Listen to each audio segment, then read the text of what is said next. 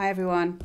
In this video, I'd like to talk about hopelessness. So this is something that people from narcissistic families and other dysfunctional families feel quite frequently. It can be overwhelming at times.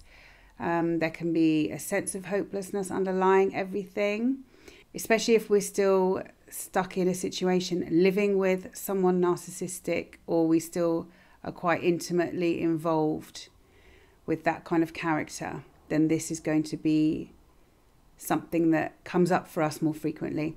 So in this video, I'd like to talk about hopelessness and the emotions that go along with it, why we feel it, how hopelessness is actually a defense, and how we can help ourselves to not feel so hopeless eventually. So let's have a look at hopelessness.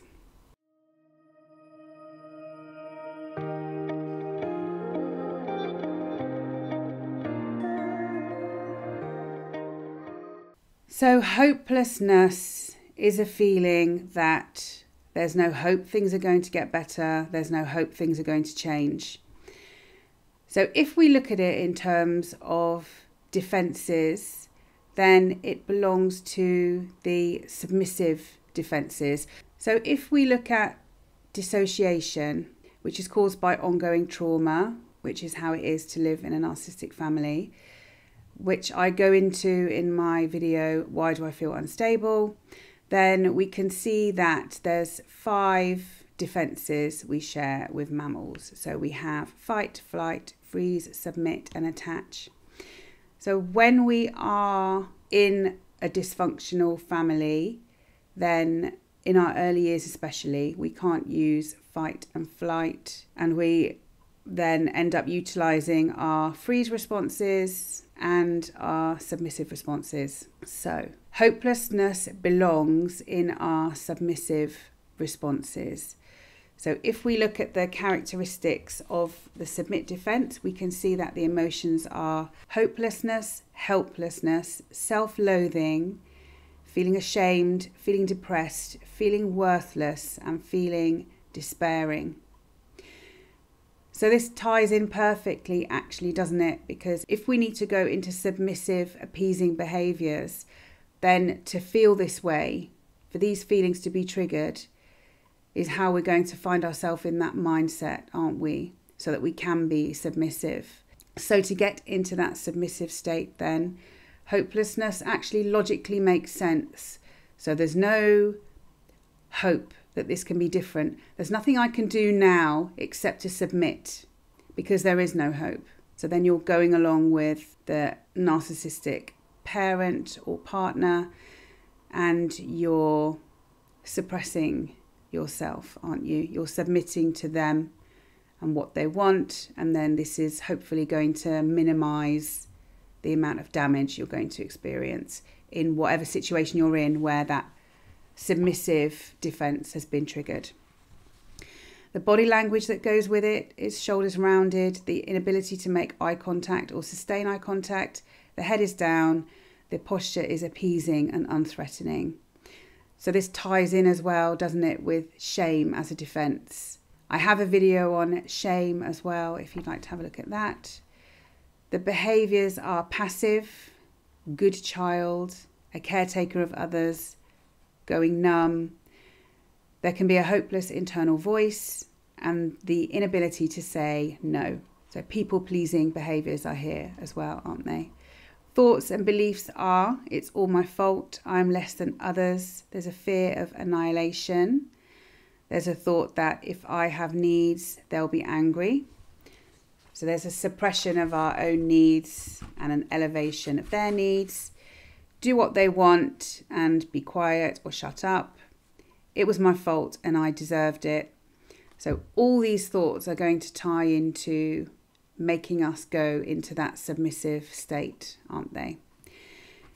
Triggers can be criticism, sense of expectation from others, and frustration.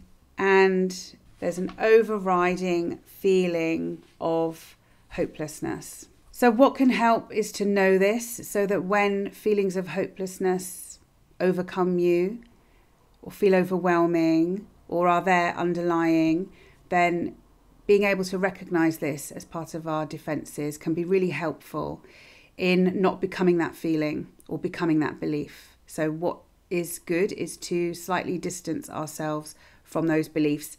And if you look at my video, core beliefs, all these things apply there, because these become our core beliefs, and we need to question them as well and recognize them for being beliefs and not truths.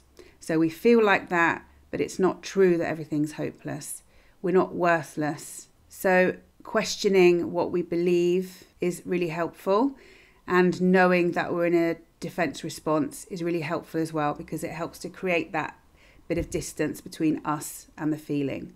And sometimes when we're very dissociated from our feelings, we might not know we're in a hopeless state. We just identify with those thoughts of nothing's going to change, things are always going to be like this, it doesn't matter what I do, things will be the same. So what can we do about feelings of hopelessness and helping to repair those parts of ourselves? So we can recognize it as a defense. We can develop self-awareness around them. So it's just noticing, okay, I'm feeling hopeless again today. And then trying to rewind and trace it back to what was the trigger. So if you are living with a narcissistic parent or partner, then more than likely it's going to be having interactions with them, and you're going to that submissive defense.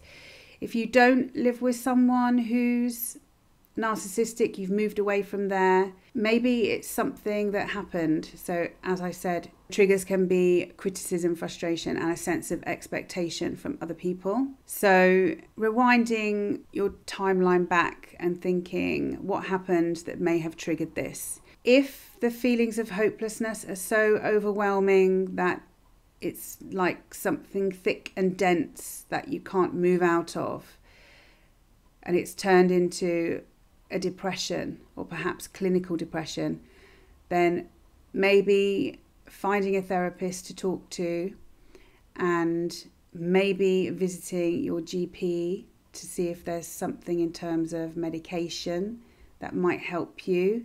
You know, ideally, we wouldn't have a need for antidepressants, but for some people, it does help.